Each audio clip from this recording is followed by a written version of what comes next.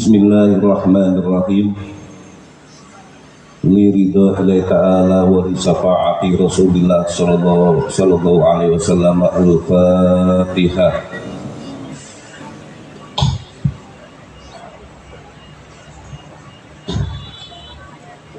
Ila hadratin Nabil Mustafa Rasulillah sallallahu alaihi wasallam, khususan ila hadrati Sultanil Awliya wal Arifin Sayyidi Syaikhul Qadir Jilani wa Sayyidi Syaikhul Hasan Al-Syadili, thumma ila hadrati Maulana Malik Israfil Maulana Hajib wa Sohibi Adal Maqam As-Syekh Jamaluddin bin Hajib, sumailah hadrati Maulana Syarifiyatullah wa Sultan Maulana Hasanuddin wa Sultan Maulana Yusuf wa jami'il awliya wal ulama wa salihin fi biladi Banten wa hauliha ahya'an wa ambatan wa usulihim wa furu'ihim.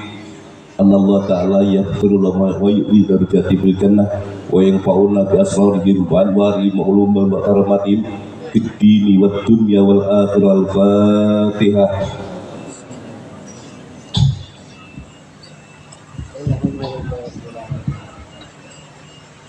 Bismillahirrahmanirrahim. Alhamdulillahilladzi ja'ala dzikral anbiya wal awliya wal ulama was salihin sababan linuzulir rahmah wa ja'ala jam'ana inda nasri maulidihim wa manaqibihim wasilatan lihubutil barakah wastijabati da'awat. Wassalatu wassalamu ala man la nabiyya ba'dah qutbil bidayah wan nihayah sajaratil asli nuraniyah walam atil qabdati rahmaniyah sayyidina wa nabiyina wa qudwatina wa maulana Muhammad ibni Abdillah An-Nabi Rahmah Al-Habibil Alil Qadril Azimil Jah wa ala alihi wa sahbihi wa man tabi'a sunnatahu min yawmina hadha ila yawmil ba'thi wan nahdah. Amma ba'd.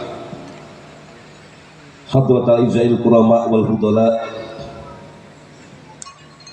sadatanal masyayikh wal ulama wa zu'ama, azakumullah, yang kita nantikan, kita harapkan mawaidil hasanah dan barakahnya Sayyidi wa Mursidi wa Maulaya Al-Habib Muhammad Lutfi bin Ali bin Hashim bin Umar bin Toha bin Hasan bin Yahya matta'anallahu bituli umrih.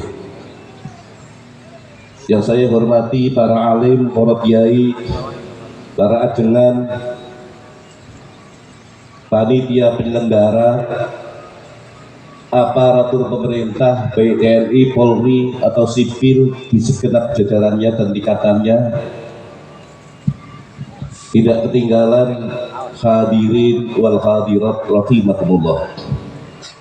Alhamdulillah, di pagi menjelang siang ini kita dikumpulkan oleh Allah di masjid yang mulia ini dalam rangka yang pertama, hormat haulnya Al-Maghfurlah As-Syekh Jamaluddin bin Hajib bin Malik Israfil,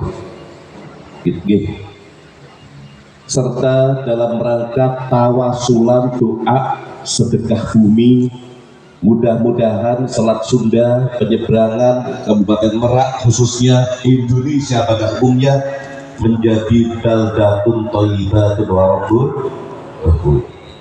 Awal tadi telah kita mulai dengan berbagai serangkaian acara. Ada pembacaan sholawat, Quran, maulid, tahlil dan sebagainya. Ini mudah-mudahan diterima oleh Allah, menjadi sarana wasilah turunnya rahmat pada siang hari ini. Semua yang punya hajat semoga dikabul oleh Allah. Yang punya penyakit disembuhkan oleh Allah. Negara kita menjadi negara yang maju, negara yang sejahtera, yang aminnya kenceng, mudah-mudahan utangnya lunas. Kok semangat semua urusan utang. Hadirin wal hadirat rahimakumullah. Syekh Jamaluddin bin Hajib bin Malik Israfil atau Israfil ini salah satu bukti momentum bahwa Islam yang masuk di Indonesia ini jelas. Yang kedua, apa hukumnya kita tawasul? Kita tawasul umpama keliru, itu makam nggak ada orangnya, hanya sekedar tapak tilas, bolehkah tawasul dengan tapak tilas? Dalilnya apa? Dalilnya Nabi Muhammad SAW di dalam Al-Quran diisrakan oleh Allah minal masjidil haram ilal masjidil aqsa. Kenapa harus ke Aqsa dulu? Tidak langsung ke langit. Padahal kita tahu Masjid Haram 100 kali lebih mulia daripada Aqsa. Mestinya dari tempat yang kurang mulia ke tempat yang lebih mulia. Ini kok dibalik? Minal masjidil haram ilal masjidil aqsa. Kenapa ke Aqsa dulu? Apa istimewanya Masjid Haram? Banyak riwayat mengatakan, bahkan kita sering dengar dari para kiai kita ketika acara haji, pemberangkatan haji, tasawuran haji, sholat 1 rakaat di Masjid Haram itu sama dengan 100.000 rakaat di tempat lain. Sholat di Masjid Nabawi 10.000 rakaat, sholat di Aqsa 1.000 rakaat.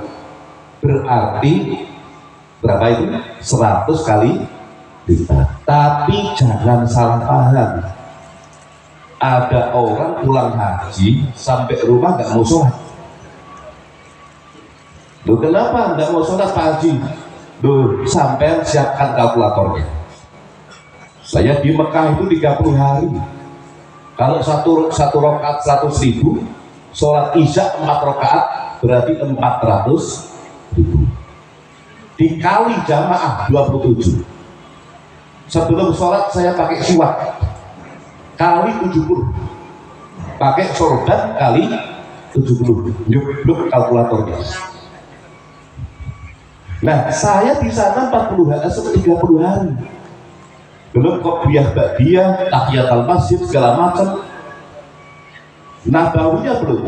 Maka ketika saya pulang haji, itu kalau di total dibanding antum, dibanding ente yang tinggal di rumah, jangan kata ente seorang, 1 kecamatan, itu pahalanya gedean saya. Makanya biar kita nanti ke surganya bareng-bareng, saya tak pernah sholat. Kira-kira kalau ada pendapat begitu benar nggak? Kenapa nggak benar? Hah? Hitungannya benar nggak? Benar nggak kira-kira? Kenapa nggak benar? Ayo, kenapa nggak benar? Hitungannya benar nggak? Hitungannya benar. Itu yang sabda Nabi. Nah, pertanyaannya, sholat Anda di sana itu diterima enggak? Ada nggak kita yang tahu kalau sholatnya diterima? Saya tadi sholat subuh pasti diterima. Ada nggak yang tahu? Sedangkan syarat rukunnya bisa diterima, pertama harus melewati sah dan kata. Betul? Saya mau sholat di Masjidil Haram, pakai baju gamis putih, kopiah putih, sorban putih, persis mayat, coba nggak dipotong aja, pakai minyak wangi segala macam. Berapa? satu rakaat 100.000 rakaat. Tapi cara nyuci baju saya nggak ngerti. Saya serahkan laundrynya nggak dipikir. Ketika mencuci berarti nggak ngerti ini najis atau enggak. Terus saya pakai ini baju berpotensi najis, sah nggak sholat saya? Kalau nggak sah diterima nggak? Kalau bilang ngerti cara nyuci berarti ngerti hukumnya air. Tohir itu tohir, tohir itu tohir. Nah, kemudian najis mutanajis, mustakmal. Nah ini harus ngaji, harus belajar di majelis taklim, pesantren, madrasah, betul nggak? Sebab faman bighairi ilmin ya'malu a'maluhu mardudatun la tuqbalu. Amal ibadah tanpa ilmu ditolak, tidak akan diterima oleh Allah. Harus ngaji, harus belajar. Setelah saya belajar sah batal halal haram, berarti saya ngerti fikih. Saya tahu caranya sholat. Saya sholat pakai baju yang benar dan sebagainya. Ternyata baju yang saya pakai ini hasil utang nggak bayar. Atau mohon maaf, saya sholat di masjid umpamanya karpetnya ini dikasih orang menang togel, sah nggak sholatnya? Sah nggak? Haram bu. Nah, kita ini sering salah husnudon, sering husnudon sama malaikat rokib yang nyatet amal kebaikan, suudon sama malaikat aku. Padahal sebaliknya, yang paling mudah gampangan itu malaikat atik, bukan rokib. Contoh, ada orang maksiat di pojok sana umpamanya, sedang minum minuman keras, sama atik langsung dicatat gak? Sedang maksiat, sudah dilakukan, dia minum arak, dicatat gak? Langsung dicatat sah qabul maksiatnya. Karena apa? Maksiat tidak ada syarat rukun. Pernah dengar Pak Kim Barok menerangkan begini misalkan, oh itu maksiatnya nggak sah, syaratnya belum terpenuhi. Ada nggak? Kalau maksiat langsung sah maksiatnya, qabul dosanya. Kalau ibadah tidak. Tapi di Mekah loh, Nabi dulu malaikat akan selidiki, ini bajunya benar nggak? Suci nggak? Cara nyucinya bisa nggak? Wudunya benar nggak? Syarat punya sholat benar nggak? Kalau benar semua berarti sah. Nah, kalau sah pasti diterima nggak? Nah, pertanyaan saya yang tadi, ternyata bajunya nyolong hasil korupsi, sah nggak? Sholatnya tetap sah, tapi pasti tidak diterima. Allahumma sholli ala Muhammad. Sekarang kalau cuma bajunya yang hasil korupsi, hasil nyolong tidak sah, bagaimana kalau rumahnya yang hasil korupsi? Berarti sholat di rumah itu, puasa di rumah itu, ya. Kalau syaratnya terpenuhi sah, tapi pasti tidak diterima. Cara tobatnya gimana? Ya tobat kembalikan. Pak Kiai, saya orang kecil, rakyat biasa, nggak mungkin korupsi. Rakyat kecil nggak korupsi memang, karena nggak ada yang dikorupsi. Tapi bukan berarti nggak berpotensi haram. Kalau masyarakat umum biasanya ribetnya urusan warisan. Betul nggak? Rumah yang kita pakai masih ada hak saudara kita, belum diselesaikan, kita boleh.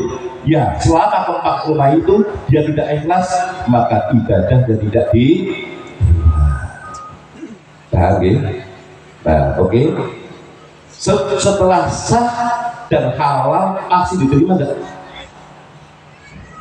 Kita nggak tahu diterima atau tidak, urusan Allah, hanya tangganya. Tandanya orang yang ibadahnya diterima oleh Allah baunya wangi. Ini botol ada minyak wanginya. Dengan botol yang air biasa bedanya apa? Nggak ada bedanya kan? Tapi kalau didekati botol yang isi minyak wangi baunya wangi. Orang pulang haji, pulang umroh, selesai Ramadan, selesai Idul Fitri, katanya bersih kembali Fitri, diterima enggak? Kalau didekati baunya wangi. Apa wangi itu? Akhlaknya baik, ucapannya baik, perilakunya baik. Kalau janjian tepat, nek utang bayar.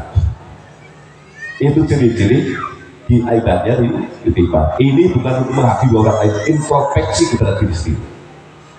Nah, kembali lagi, maka tidak benar kalau tadi dihitung-hitung seperti itu, karena sah atau enggak diterima jabatan itu urusan Allah.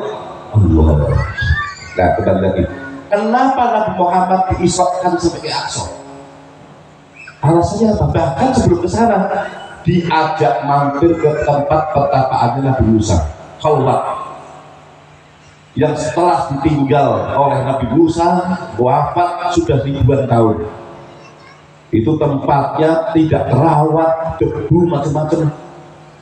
Tempat lahirnya Nabi Isa di Bethlehem. Tempat lahir, ngapain Nabi di situ?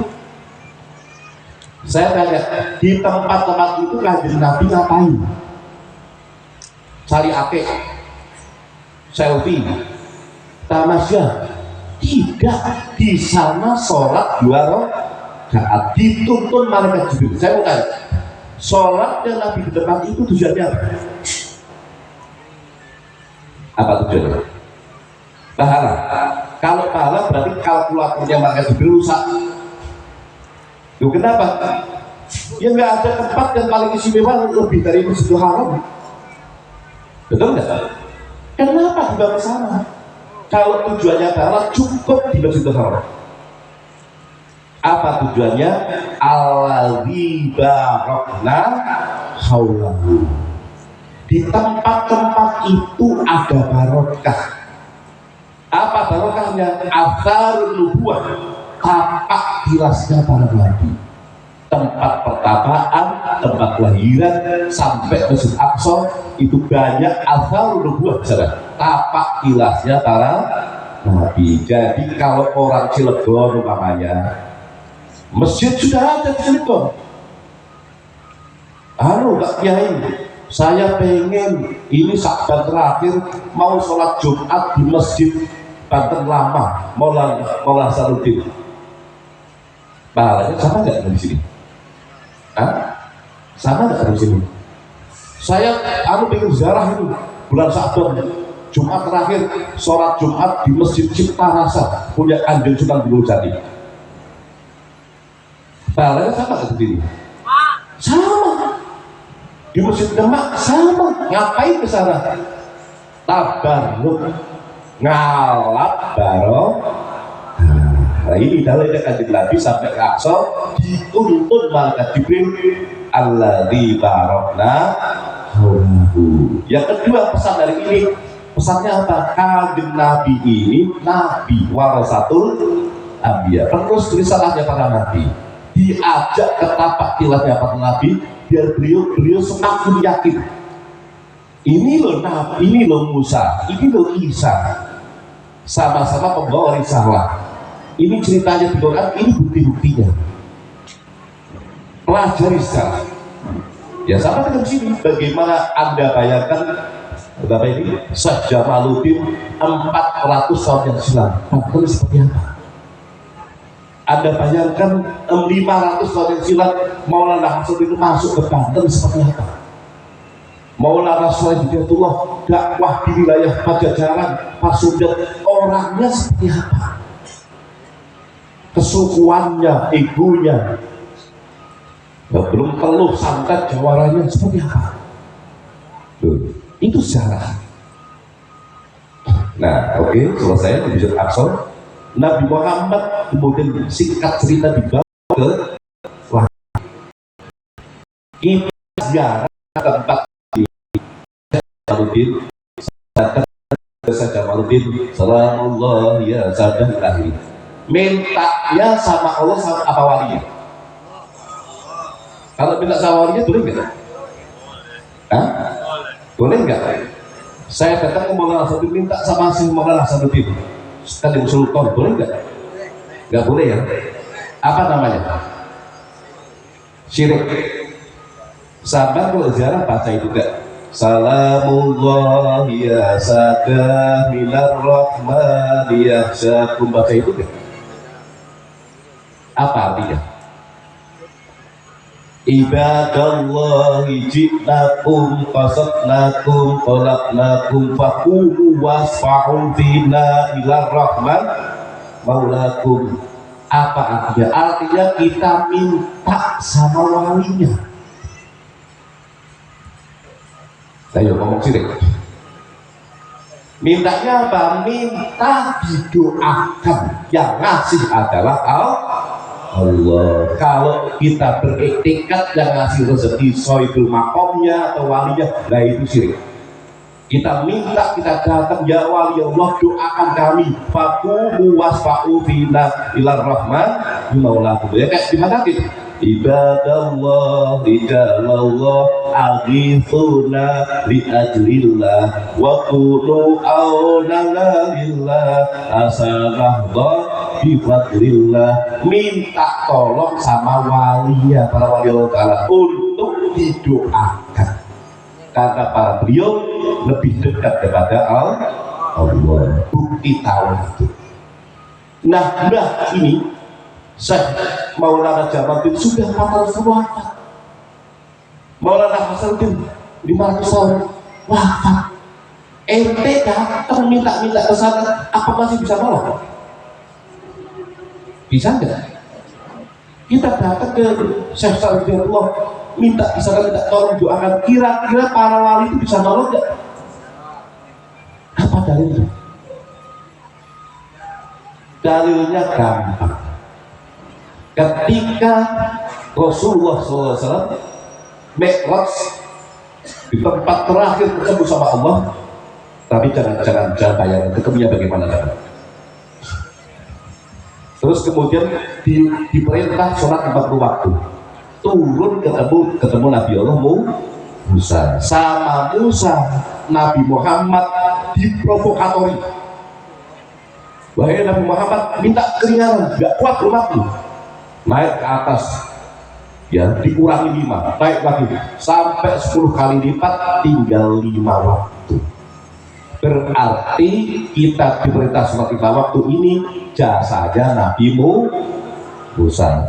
Nabi Musa berarti pernah menolong umat yang lebih Muhammad, betul nggak? Saya mau tanya sekarang, saat itu Nabi Musa sudah wafat atau masih hidup? Hah? Sudah wafat atau masih hidup? Berarti kita sholat 40 waktu jadi 5 waktu atas pertolongannya Nabi Musa yang sudah wafat ribuan tahun sebelumnya. Pak Kiai, itu kan Nabi. Di Indonesia nggak ada Nabi, siapa bilang? Nggak ada Nabi, ada tuh Musodek. Tapi Nabinya kalah sama polisi. Jangan kata Nabi, malaikat Jibril ada, Lia Eden. Pernah dengar ya? Perempuan ngaku malaikat Jibril, Pak. Saya heran. Kalau benar malaikat Jibril itu perempuan, ya, itu kata Pak Yusuf, para kiai kita, kalau menerangkan malaikat itu sayapnya benal masjid wal maghrib. Di kitab-kitab kita itu, malaikat itu sayapnya dari jagat wetan sampai jagat kulon. Nah ini kalau Lia Eden ini betul-betul apa malaikat Jibril itu perempuan beneran, saya bingung. Kalau datang bulan sumpelnya berapa gede? Tidak ada Nabi. Nabi terakhir Nabi Muhammad Sallallahu Alaihi Wasallam. Tapi al ulama warathatul anbiya. Para ulama kita ini pewarisnya para nabi. Manzarul ulama faka'anna mazarul anbiya. Barang siapa yang ziarah kepada para ulama sama dengan ziarah kepada para nabi. Nabi, maka jangan terlibat dalam perbedaan pendapat para ulama. Betul? Jangan terlibat dalam perbedaan pendapatnya para ulama. Contoh, kalau Anda pernah ke Mekah atau melihat di Mekah, Mekah itu imam Mekah umumnya pakai mazhabnya Hambali. Kalau baca Fatihah, sholat maghrib, isya, subuh, bismillahnya bil sir. Nggak betul, tahu-tahu alhamdulillahirabbil alamin arrahmanir rahim. Nah, kalau di sini kan bismillahnya jelas. Nah, ini mazhab Hambali. Imam Syafi'i bismillahirrahmanirrahim jelas. Imam Maliki dan Hanafi tanpa bismillah. Tiga ini yang benar yang mana? Ayo, yang benar yang mana?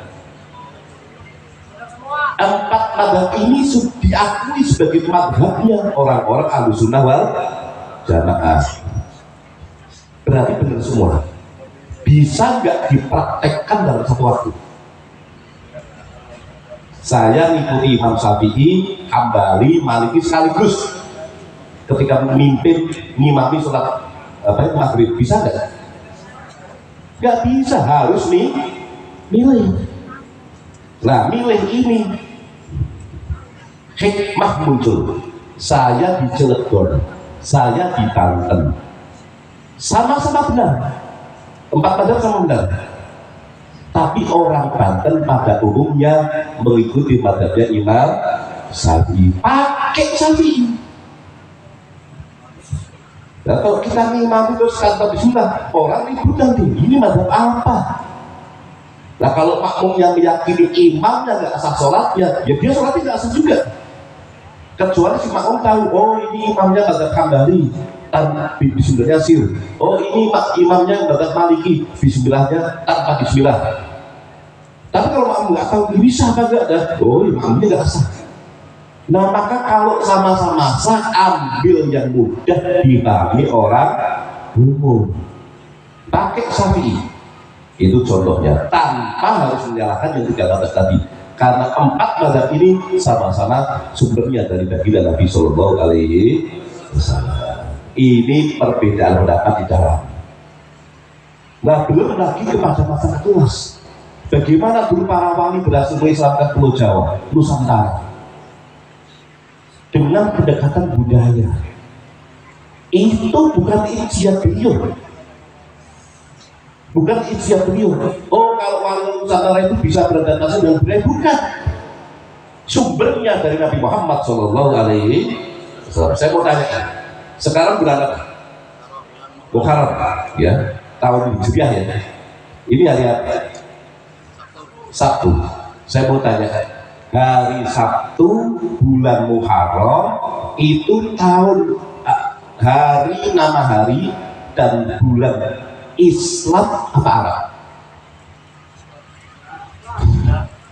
Ayo, Islam ya, apa Arab? Nabi Muhammad lahir bulan apa? Rabiul Awal. Berarti sebelum Nabi Muhammad lahir sudah ada bulan Rabiul. Pengertian Islam dari mana sih?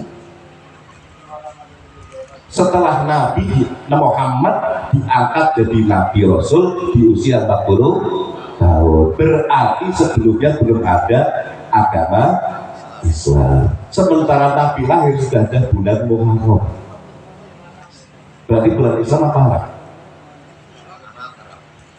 Saya mau tanya, Yaumul Ahad, Isnin, Selasa, bahasa apa itu? Arab ya. Arbi'a, Khamis, Jumat, hari ke-7 bahasa Arabnya apa? Bahasa Arab Sab'ah atau Sabi'ah. Betul? Quran pakainya Sab'ah atau Sabi'ah? Quran ternyata pakainya Sabtu. Alladzina qadu fi sabti faqulna lahum kunu qiradatan. Bahasa mana itu Sabtu kok dipakai Quran? Ternyata bahasa Ibrani, bahasanya orang-orang Yahudi. Quran nggak anti. Terus tapi bulan itu bulan-bulan Arab sebelum pra-Islam. Nabi nggak baper.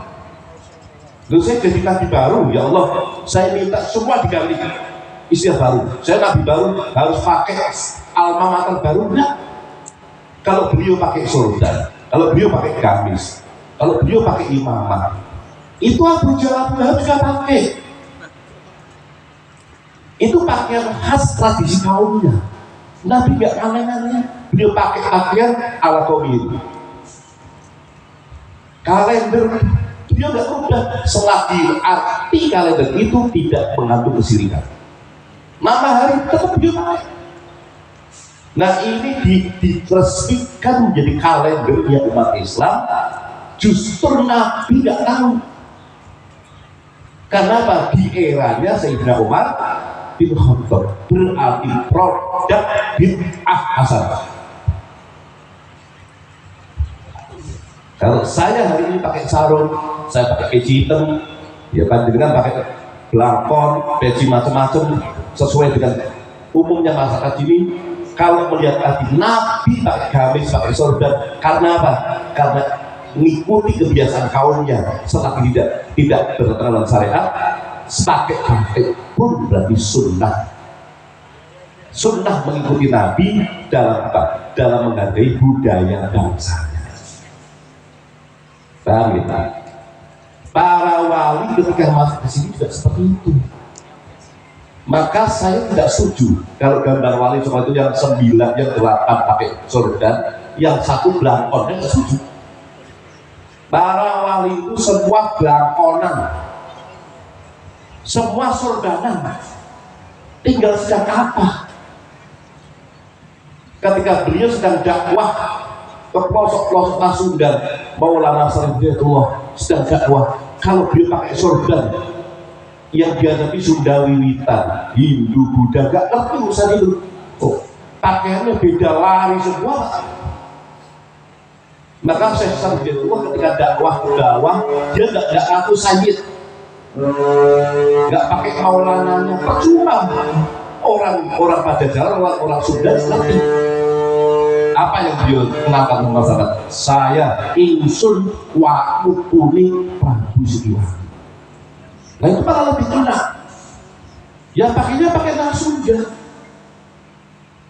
Beliau bawa gending, bawa wayang, ya.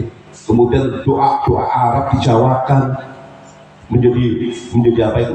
Doa Jawa dirangkul. Ketika sedang kangen sama Rasulullah dengan muridnya yang khusus, ya pakai sorban, pakai imamah. Jadi nggak anti sorban, juga nggak anti belangkon.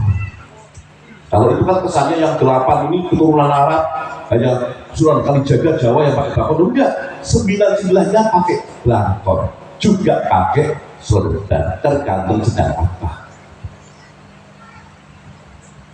Paham ya? Nah, yang kedua, para ini dakwahnya pendekatan budaya. Apa dasarnya? Tadi Rasulullah SAW. Yang kedua dasarnya Nabi, Imam Muhammad bin Idris As-Sadi radhiyallahu anhu. Kita kemarin zakat fitrah pakai apa di Cirebon? Hah? Beras ya? Beras ya? Zakat fitrah itu ibadah apa tradisi? Ibadah ya? Bukan tradisi kan? Kalau bikin lontong opor ayam malam lebaran itu tradisi apa ibadah? Kalau mudik tradisi apa ibadah? Halal bihalal, sawalan, Jumatan, tradisi apa ibadah? Kalau zakat fitrah ibadah. Kata orang Solo, kalau ibadah harus tiru plek Rasulullah Shallallahu Alaihi Wasallam. Kalau tidak berarti wa kullu bid'atin dhalalah wa kullu dhalalatin finnar. Jadi kalau yang tidak sesuai dengan bid'ah versi mereka, semua jurusannya ke neraka. Saya juga heran, kenapa yang tidak cocok kalian neraka-nerakai? Apa kamu nggak takut pada surga sendirian? Nah, Kalau kiai-kiai kita, ulama kita mendefinisikan bid'ah itu minimal ada dua, hasanah dan dolala atau sayyi'ah. Sana cuma satu. Sekarang kita ukur yang benar yang mana. Saya ambil contoh, kalau zakat fitrah itu ibadah, berarti harus tiru dan tidak Nabi Muhammad Shallallahu Alaihi Wasallam, harus tiru. Saya tanya sekarang, kanjeng Nabi ketika zakat pakai apa? Pakai beras apa kurma? Hah? Beras apa kurma? Loh, kok orang Cirebon pakai beras? Orang Jawa pakai beras, Indonesia pakai beras. Tiru siapa ini? Loh, kalau tiru Nabi pakai kurma dong. Sepanjang saya ngaji, belum saya temukan hadis kanjeng Nabi itu pakai beras zakat fitrah. Entah kurang lama atau kurang apa saya ngaji ya. Kenapa pakai beras? Quran hadis tidak ada manfaatnya sama sekali tanpa ilmunya ulama. Bisanya jadi beras ini Imam Syafi'i ulama. Oh, Nabi Muhammad pakai kurma itu makan sehari, kemudian jadi kaidah zakat fitrah itu diikuti baladihim dengan makanan pokok negara seperti itu. Ini ulama. Betul nggak? Ini yang dibawa oleh para ulama kita.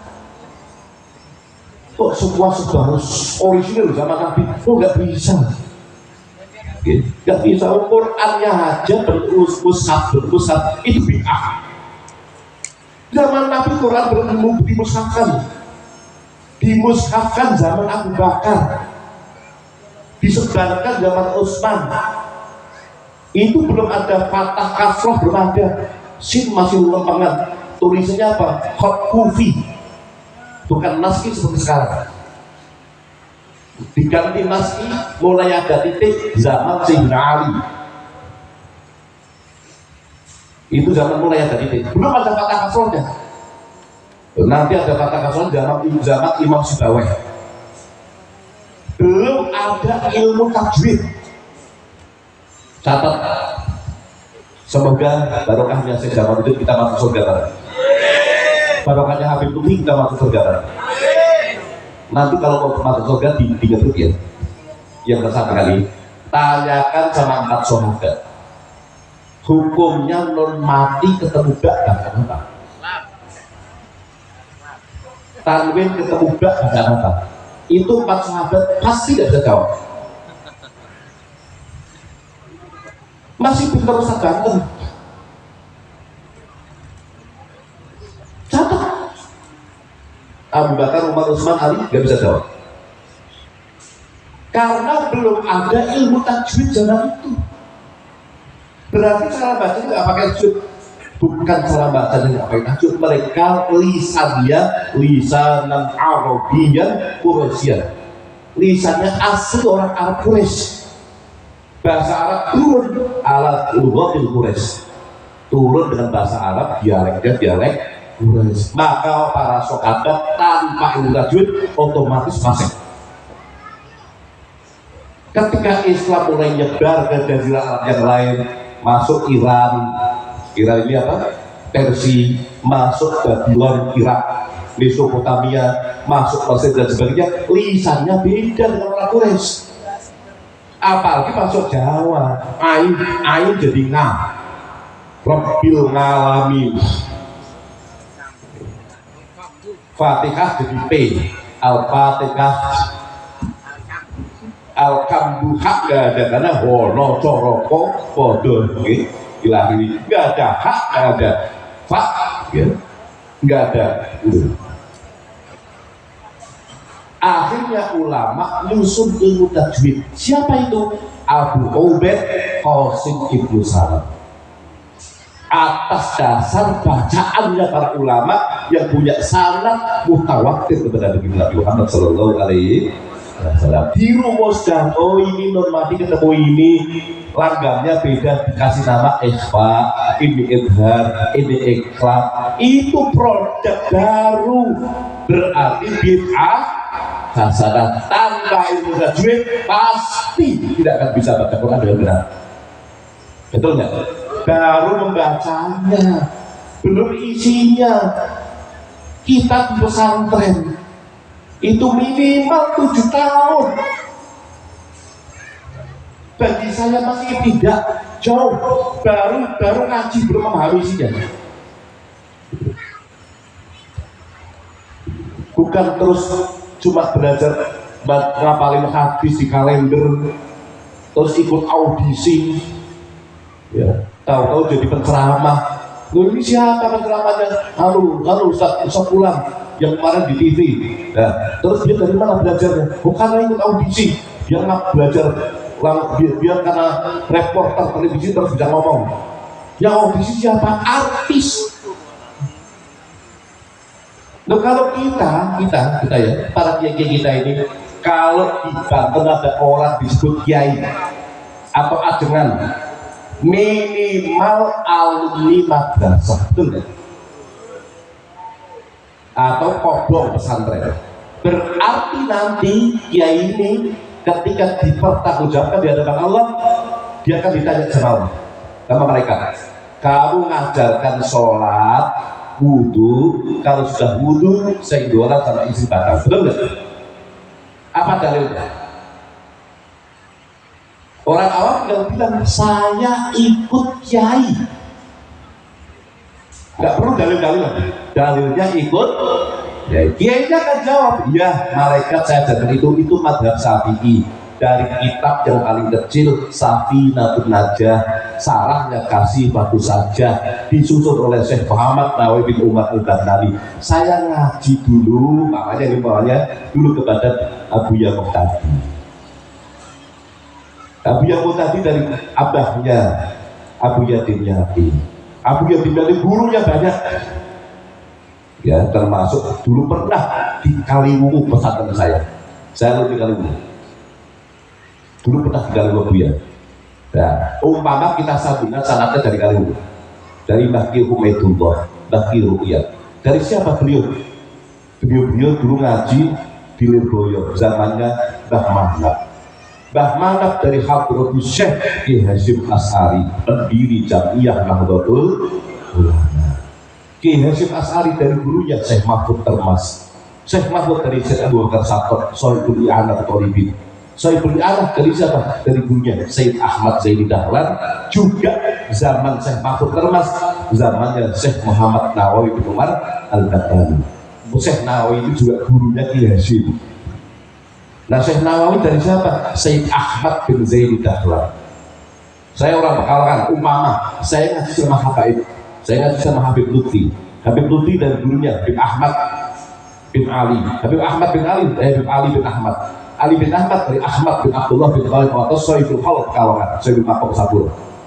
Habib Ahmad bin Abdullah dari Sayyid Ahmad Zaini Dahlan. Mau ngaji kepada Habib maupun Kiai ajengan sanadnya sama. Sayyid Ahmad Zaini Dahlan dari siapa? Sayyid Ibrahim Al-Baijuri, dari Ibrahim Ad-Dasuki, penyusun kitab Ummul Baraghith, dari gurunya Imam As-Sanusi sampai kepada Imam Abi Hamid Muhammad bin Muhammad Al-Ghazali, Imam Ghazali dari Imam Al-Haramain, sampai kepada penyusun Aqaid Khamsin Imam Asy'ari. Imam Asy'ari dari siapa? Imam Abu Zakaria Asadi, dari Rabi Al-Muradi, dari Ibrahim Al-Muzanni, dari Imam Muhammad bin Idris bin Uthman bin Syafi' bin Sa'id bin Abi Yazid bin Hashim bin Muttalib bin Abdul Manaf. Siapa itu? Imam Syafi'i radhiyallahu anhu. Wa amma ummuhu faya Syarifah Fatimah binti Abdul Al-Mahdi bin Hasan Al-Muthanna bin Hasan Al-Sibti bin Ali bin Abi Thalib wa Fatimah Az-Zahra binta Rasulullah Muhammad sallallahu alaihi wasallam. Imam Syafi'i, dari Imam Maliki, dari Imam Nafi', dari Abdullah bin Umar, dari Nabi Muhammad sallallahu alaihi wasallam. Hadis sudah. Inilah silsilah emas keilmuan mata rantai sanad ulama Nusantara. Silahkan sampai ngaji kemana. Kalau itu ulama ahli sunnah, ulama NU, biayi ibadah itu pasti sanad nyambung. Oh saya di Menes, Matlaul Anwar, sama saja. Saya Al-Wasiliyah, UAS, sama saja. NU apalagi. Dulu kalau saya ngajian dulu di Jakarta, Mu'allim Syafi'i Hazami, dari mulai Guru Mughni, Guru Junaid, sama, semua sama. Nah kalau keislaman turun dari ulama aulia termasuk ini Syekh Jamaluddin Hajib, ya, Wali Songo dan seterusnya, sangat keilmuan nyambung semua sama. Itulah apa mata rantai sangat kita. Tidak ada peperangan agama di Indonesia, tidak ada. Pelajari kembali. Keliru kalau Maulana Yusuf menyerang Pajajaran, nggak mungkin lah. Coba pelajari lagi. Ada nggak datanya dalam arti? Nggak ada. Lalu Pajajaran itu siapa? Masih kerabatnya sendiri. Suruh-suruhan siapa? Masih eyangnya sendiri. Siliwangi, eyangnya sendiri. Itu keliru, perlu dikaji ulang. Tidak ada peperangan perang agama, tidak ada. Masuk dengan damai. Oh, orang Nusantara ini dulu ya semuanya rata-rata petani dan nelayan. Cuacanya panas seperti ini. Bahkan yang perempuan ikut ke sawah. Kak Wali Songo gini, udah nggak usah pakai sarung gamis, pakai Nusantara aja. Terus bajunya pakai apa? Ini baju biru namanya apa? Hah? Baju Arab apa baju mana? Cina. Baju koko. Loh, kalau kita sekarang pakai baju begini, oh santri, oh habib, oh kiai, betul nggak? Bajunya satu, tambah satu lagi bajunya koruptor kalau presiden. Koruptor kalau presiden pakai koko, pakai kopiah, cari simpati. Nggak masalah, baju koko nggak masalah. Nah, bikin masjid. Cara undang orang bagaimana? Tetap azan. Kenapa nggak bikin menara? Dulu ya Wali Songo ya. Kenapa nggak bikin menara? Ya kita mau naik ke menara setinggi apapun percuma. Di sini isinya hutan. Kalau di sana di Mekah suara bisa lancar, sini hutan semua. Terus gimana solusinya? Wali Songo bukan. Akhirnya pakai beduk. Beduk ditabuh penanda waktu sholat masuk mu'alim tetap ada. Lah beduk ini budaya mana? Coba ke Masjidil Haram ada beduknya enggak? Timur Tengah ada? Enggak ada. Itu produk budaya Nusantara. Asalnya dari Cina. Kalau antum anda sekalian ke Kelenteng, beduknya malah banyak. Dipakai oleh Wali Songo. Nah, sudah ya. Nah, kiai-kiai kita ini ulama ini warasatul anbiya, rahmatan lil alamin. Tahu potongannya orang Cilegon, orang Serang, orang Banten, orang Jawa, sama lah potongannya sama. Ini kalau kumpul begini selesai kajian, mungkin awal masih dongengannya bener. Tapi kalau sudah setengah jam ngopi, pasti ngobrolnya ganda. Betul kan? Ngalor itu sudah salah ya. Nah, itu biasa lah. Ini ulama tahu. Ini nggak baik kalau di masjid. Tapi harus ada sarana ke masjid. Maka bikin tajuk. Di sini namanya apa? Sekarang jadi musola sekarang. Dulu tajuk. Di Jawa Tengah Langgar. Di luar Jawa surau. Sekarang diarabkan jadi musola. Wis, walaupun ente arabkan itu tetap produk Nusantara. Makanya tidak ada usolli sunatan tahiyatul musola. Karena itu produk Islam Nusantara. Untuk mengajarkan umat ini musola atau surau atau tahajud, silahkan sholat jamaah di sana. Untuk ngaji, untuk seskampling, untuk ngobrol, untuk udut, rokok dan sebagainya. Nggak masalah. Satu desa masjidnya satu disebut Masjid Agung atau Masjid Jami. Itu para ulama kita luar biasa. Nah, yang ketiga, bentuk masjid di sini itu bentuknya kurang islami. Emang bangunan punya KTP kok lu tanya islami. Coba bentuk Masjid Agung di Banten mirip gak dengan masjid sekarang? Hah? Mana kubahnya? Loh, kalau sekarang orang bikin masjid seakan-akan kalau nggak ada kubahnya kurang islami, betul nggak? Apakah betul itu ciri khas bangunan Islam? Hah? Bangunan nggak punya agama, nggak punya KTP, nggak punya agama. Ternyata bentuk bangunan kubah itu bentuk bangunan Mesopotamia, Mediterania.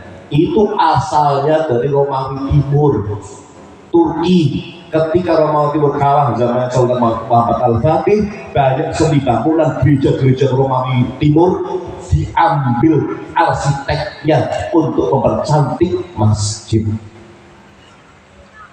Nah, Wali Songo di sini nggak pakai itu, biar orang Jawa merasa nyaman, nggak asing. Bentuk bangunannya sama joglo.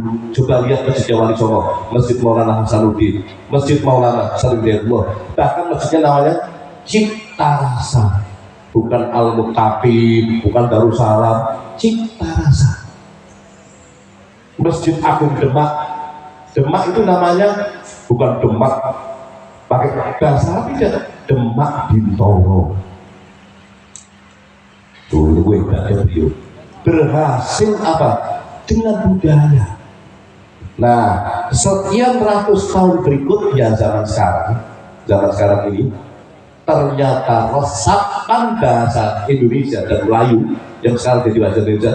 Kalau kita sedang berbahasa Indonesia dengan baik, berbahasa Melayu dengan baik, sebenarnya sedang berbahasa Arab.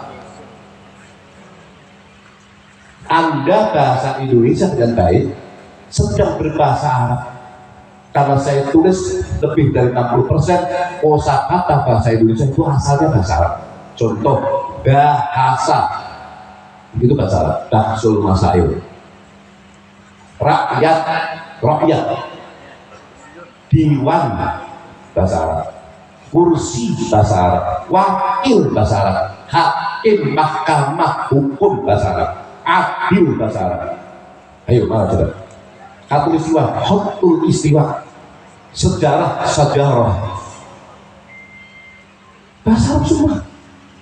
Ladak, gairah bahasa Arab semua. Hebatnya wali-wali dulu memasukkan bahasa Arab menjadi bahasa daerah, halus tanpa orang yang mengucapkan ke Arab-Araban. Beda dengan sekarang, baru anak, ukti, ente, antil, umi, itu rasanya kan ke Arab-Araban. Padahal kalau tidak bahasa benar nggak ngerti. Dulu enggak. Dan kalau dengan lihat uang mata logam kuningan di Belanda, zaman Belanda, pemerintah Hindia Belanda, itu huruf Arab diakui menjadi huruf nasional. Kalau sekarang huruf Arab kembali identik hanya hurufnya umat Islam, mundur dari kita. Coba kalau gitu, tulisan ada huruf Latin, ada Hono-Chorokonya, ada Arabnya. Nah inilah hebatnya ulama kita sudah dijajah 350 tahun. Indonesia alhamdulillah masih mayoritas Muslim dan Islam yang ahlu sunnah wal jamaah. Tidak ada intimidasi terhadap agama lain, tidak ada peperangan ya. Dari jalur perkawinan, jalur budaya, sampai kemudian madrasah pesantren berdiri mulai Demak, kemudian Pajang, yang sini Pajajaran jadi Cirebon, Banten dan seterusnya, kemudian Mataram Islam sampai era kemerdekaan. Tidak ada ceritanya perang agama, perangnya kepada penjajah. Wala udwana illa ala zalimin. Musuh kita itu orang-orang zalim. Maka ketika Turki Utsmani runtuh, orang Islam bingung nggak punya khilafah. Sudah coba berkali-kali nggak bisa. Nasionalisme muncul di Arab.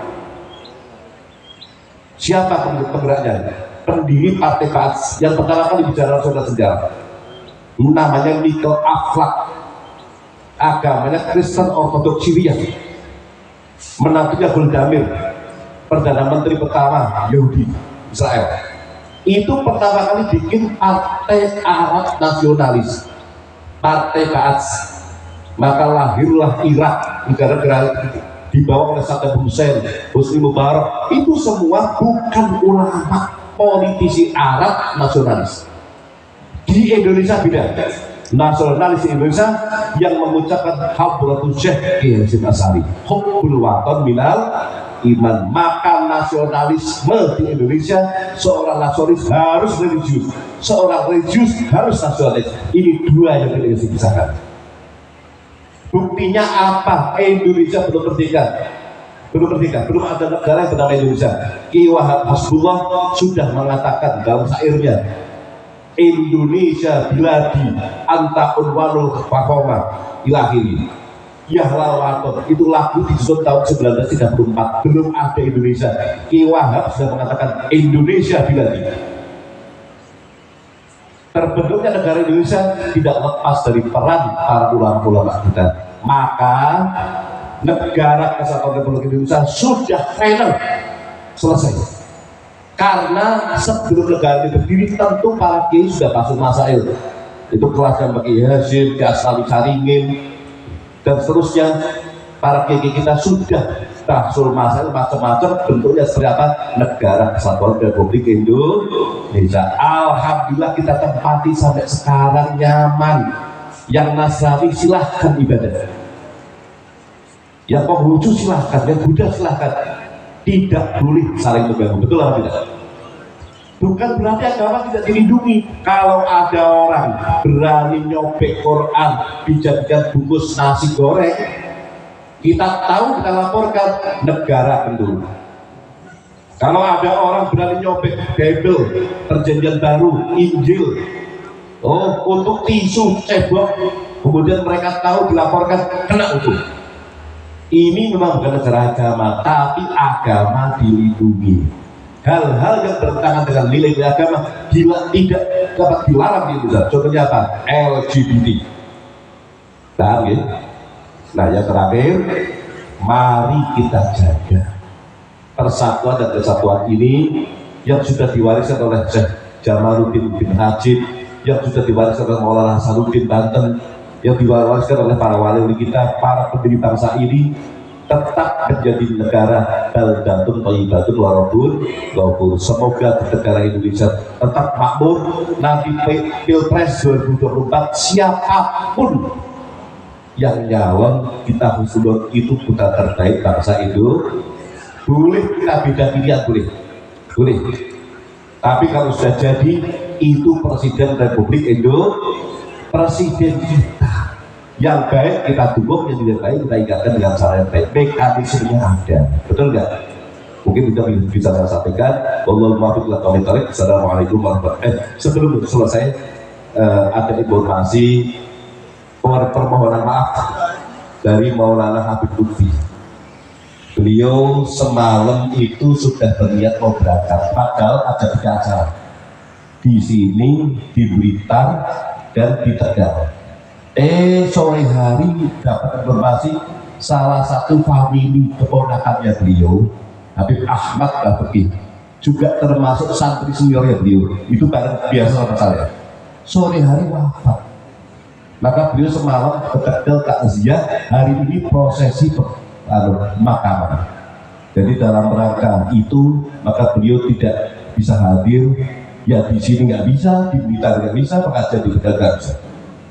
Beliau kirim salam kepada Pak Bransoyo semuanya, mohon maaf dan mohon doa semoga beliau dan para kiai kita itu, guru kita, para pemimpin kita, umarok kita, TNI kita, Polri kita, semua diberi kesehatan, semua diberi keberkahan, dan Habib Ahmad yang baru wafat Bapak semoga husnul khatimah ala hadiniyah wa ala kudu solihah wa ala manahu salafun solihun.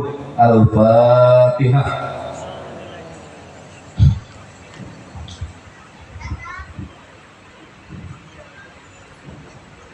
Demikian dari saya, berbicara kurangnya mohon maaf. Wallahu a'lam bishawab. Assalamualaikum warahmatullahi wabarakatuh.